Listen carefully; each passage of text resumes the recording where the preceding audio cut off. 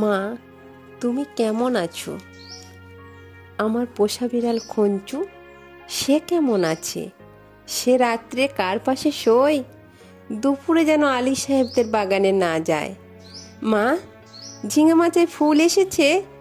তুলিকে আমার ডুরে শাড়িটা পরতে বলো, আঁচলের ফেসোটা যেন সেলাই করে নেয়।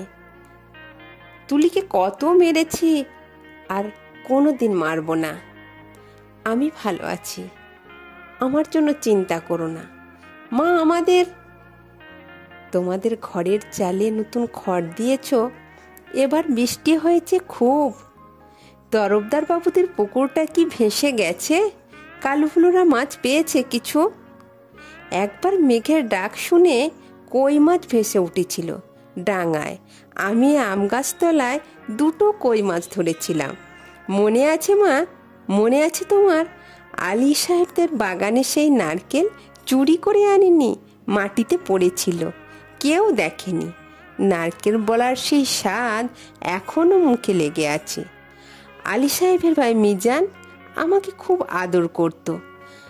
বাবা একদিন দেখতে পেয়ে চেলা কাঠ দিয়ে পিটিয়েছিল।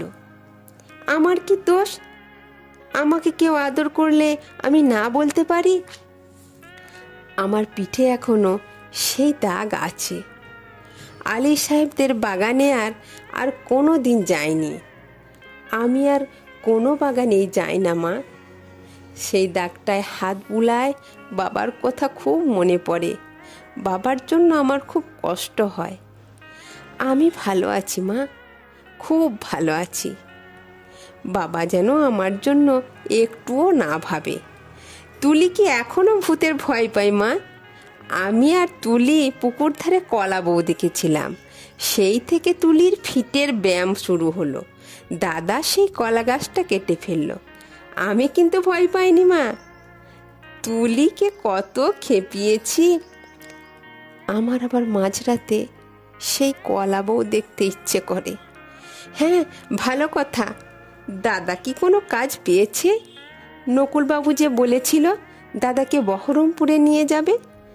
দাদাকে বললো আমি এর ওপর রাগ করিনি।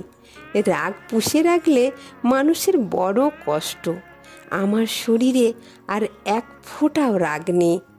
আমি আর এক ফোঁটাও কাঁদি না। আমি রোজ হোটেলের খাবার খাই। আমার থেকে দুবেলা দোকান থেকে খাবার এনে দেয়। মাংস মুখে দিয়ে তুলির কথা, কালুফুলুর কথা খুব মনে পড়ে। তোমাদের গ্রামে মা পটল পাওয়া যায় না। আমি আলু পটলের তরকারি খাই, পটল ভাজাও খাই। দোকানে কিন্তু কখনো মা শাক রান্না হয় না। পুকুর ধার থেকে সেই যে তুলে আনতাম আমি আর তুলি কলমি শাক বিনা পয়সায়, কি ভালো, কি ভালো। আমার ভাগ্যে আর কোনো দিন কলমি শাক খাওয়া জুটবে না।